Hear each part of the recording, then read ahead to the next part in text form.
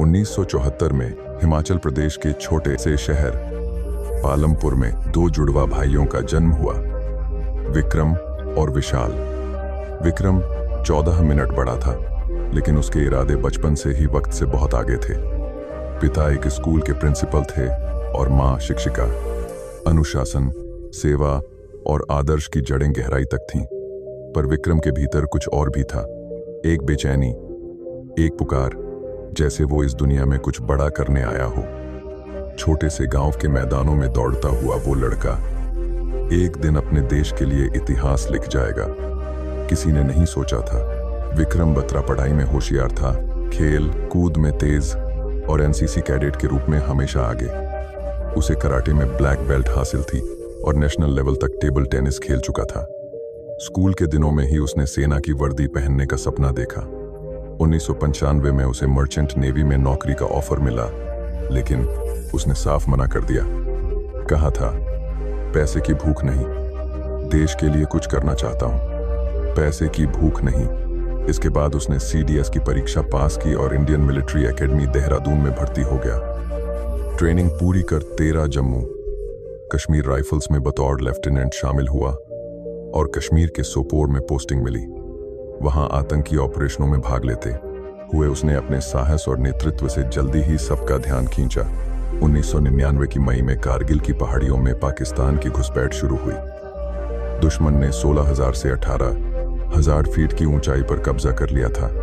विक्रम की यूनिट को द्रास सेक्टर भेजा गया। वहां उसकी जिम्मेदारी थी पॉइंट 5140 को दुश्मन से मुक्त कराना। यह छोटी सामरिक दृष्टि से बेहद अहम थी। नीचे से गोलियों की बौछार हो रही थी, ऊपर बर्फ और बंकरों में छिपे दुश्मन। लेकिन विक्रम ने डर को कभी अपने पास फटकने नहीं दिया। रात के अंधेरे में जब हम सब चैन की नींद सोते हैं, विक्रम और उसकी टुकड़ी दुश्मन की गोलीबारी के बीच चढ़ाई कर रही थी। बर्फ से ढकी हुई खड़ी चट्टानें, हर कदम पर मौत। लेकिन विक्रम ने साथियों को हौसला दिया, या तो तिरंगा लहराकर लौटूंगा या तिरंगे में लिपटकर, पर लौटूंगा जरूर।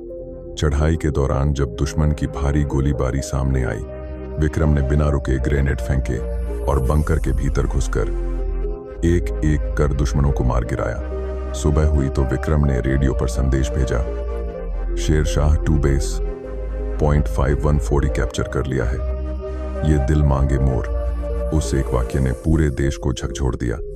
अब विक्रम कोई आम अफसर नहीं था, वो एक जुनून बन गया था, एक नारा, एक प्रतीक। लेकिन युद्ध खत्म नहीं हुआ था।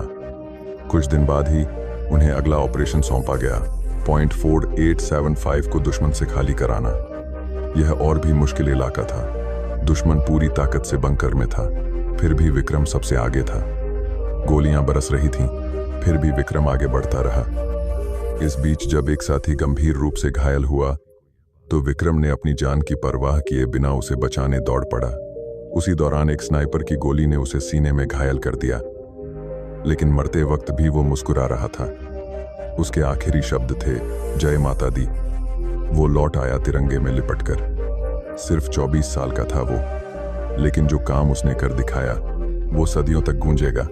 उसकी शहादत के बाद उसे मरणोपरांत परमवीर चक्र से सम्मानित किया गया। उसके पिता जब राष्ट्रपति से यह सम्मान ले रहे थे, उनके चेहरे पर दुहक नहीं, गर्व था। मां ने कहा, मेरा बेटा गया नहीं, अब करोड़ों बेटों में जीवित है। विक्रम बत्रा की कहानी सिर्फ युद्ध की नहीं, प्रेम की भी है। कॉलेज के दिनों में उसकी मुलाकात हुई थी डिंपल चीमा से। दोनों ने साथ जिंदगी बिताने का सपना देखा था। शादी तय थी, लेकिन जाने से पहले डिंपल की मांग में अपने खून से सिंदूर भरकर उसने वादा किया, शादी तो हमारी हो गई। जब उससे पूछा गया कि वापस आओगे, तो मुस्कुराकर बोला, वापस जरूर आऊंगा, चाहे जैसे भी। उसके बाद डिंपल ने कभी शादी नहीं की। आज भी वो विधवा की तरह जीवन बिता रही है, बिना कोई रस्म, बिना कोई बंधन। कहती है, मैं सिर्फ उसकी थी और वही मेरा सब कुछ था। विक्रम के बारे में सुनकर, पढ़कर हर बार रोंगटे खड़े हो जाते हैं। इतनी कम उम्र में इतना बड़ा बलिदान, ये कोई आम इंसान नहीं कर सकता। उसकी हिम्मत, उसका जज्बा, उसका नेतृत्व और उसका मुस्कुराता चेहरा आज भी लाखों युवाओं को प्रेरणा देता है। उसका नाम आज भी उस पहाड़ी पर अंकित है, बत्रा टॉप। उसकी कहानी स्कूलों में सुनाई जाती है। उसकी छवि तिरंगे में लिपटी हुई आंखों के सामने उभर आती है। उसकी बहादुरी को शेर शाह के नाम से फिल्म में दिखाया गया, लेकिन वो सिर्फ एक स्क्रीन पर चलने वाली कहानी नहीं थी। वो हर देशभक्त दिल की धड़कन बन चुकी थी। जब भी देश से प्रेम कमजोर पड़ने लगे, जब भी मन में हार का भाव आ जाए, बस एक बार उसकी बात याद कर लो। ये दिल मांगे मोर, ये सिर्फ एक संवाद नहीं, एक जिंदा जज्बा है जो हर पीढ़ी को जलाता रहेगा। कैप्टन विक्रम बत्रा चले गए, लेकिन वो मिटे नहीं।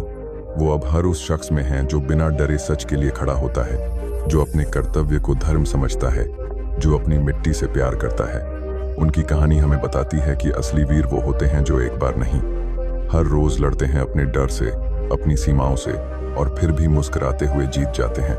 कैप्टन विक्रम बत्रा एक नाम नहीं, एक गूंज है जो जब भी देश का झंडा लहराता है, तब हवा में फुसफुसा कर कहता है, जय हिंद।